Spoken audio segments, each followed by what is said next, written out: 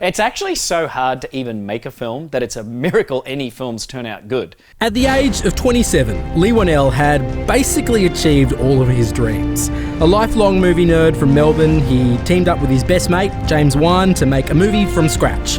That film was Saw, and it made over $100 million worldwide and spawned a bunch of sequels.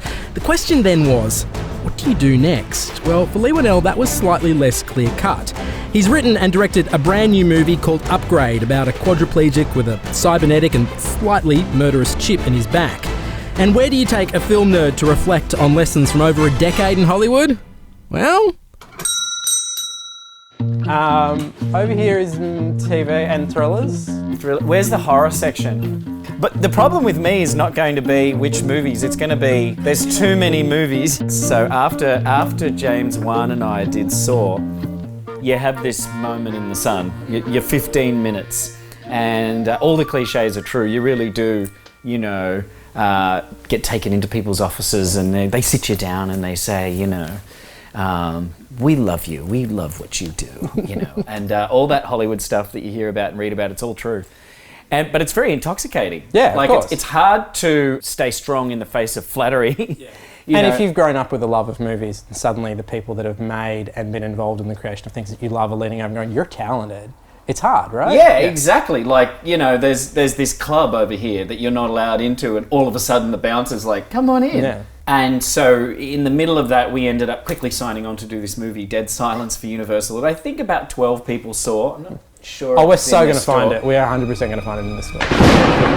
I kind of made all my mistakes in one movie, Dead Silence. It wasn't the right time for us to do that film. We rushed into it.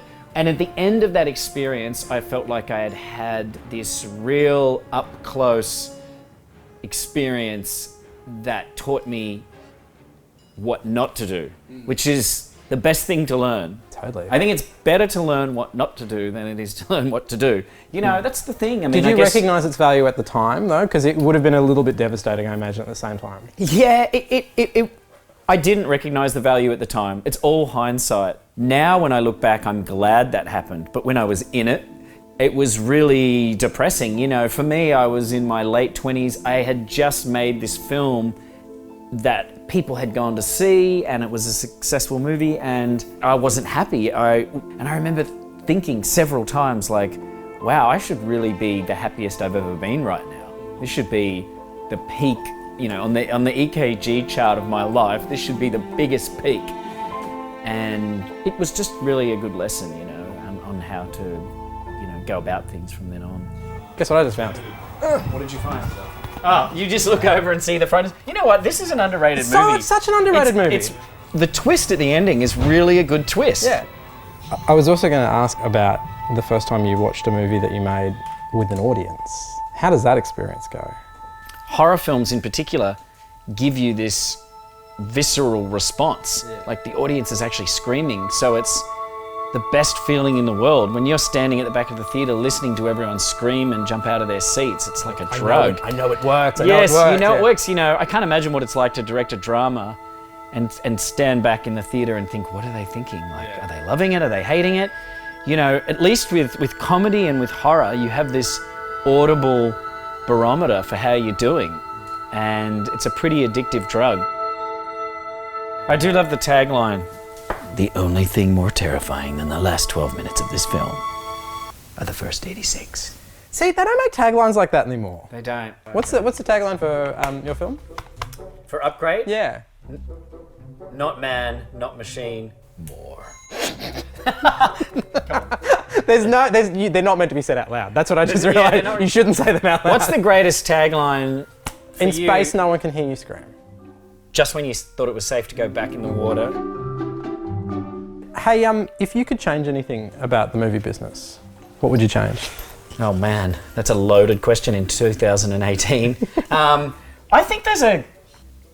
think people are let off the hook and get away with infantile behaviour, bad behaviour too often. It's tolerated to yell and scream at people. You're the director or the actor who needs their space, and you hear stories from crews all the time about really bad behaviour, and everybody knows who the bad people are. you know, it's no secret that people like Michael Bay or James Cameron, they have a reputation for screaming and yelling. And so when you talk to crews, when you talk to the technicians, grips and gaffers and camera people and costume designers, they remember all that stuff. They remember the people who behave badly. And so, for better or worse, everybody looks to the director to sort of guide not only the movie, like what's it going to look like, what's it going to sound like, but also the mood of the set.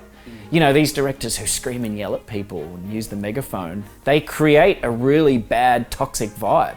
But they're the ones who created the vibe. The vibe isn't there and they're feeding off it. They make it like that. You can choose not to be like that.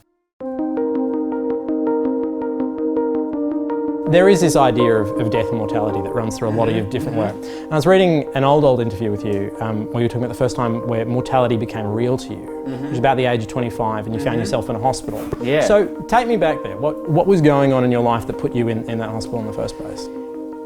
I was suffering from anxiety, but I didn't know what that was at that time. You know, that wasn't something I knew anything about, and I was 25, so you know that's when you're supposed to be at your healthiest. Yeah, you know? invincible, 25. Yeah, right? you're invincible. You don't suffer from hangovers. You do what you want. You eat what you want. You stay the same weight. It's this crazy, powerful age to be where you've just got nothing but energy. And I was you know, getting migraines every day and like having like trouble sleeping and racing heart, all this stuff that I thought was a physical problem. In a million years, I didn't think, oh, I have anxiety. I didn't even know what that was. I was thinking there must be something wrong. So now I'm in a hospital getting a CAT scan, and I'm surrounded by, I remember sitting in a hospital in Melbourne and there were people, you know, with shaved heads who you knew had cancer and were going through that. And at that age, and given how naive I was, it was this real shock. And so when I got out of that period, I just remember having this really strong feeling of like, it's almost like a really powerful feeling because you're like, there's no time to waste. And I think that ended up affecting the themes of my films. And even now, to this day, when I look back, there seems to be a heavy concentration on sickness. It's not even so much death, it's more about illness, like the time before you die. And in Upgrade, you know, he's paralyzed. So it's cool to look back and go, oh wow, that was unconscious. It wasn't by design, but it's there.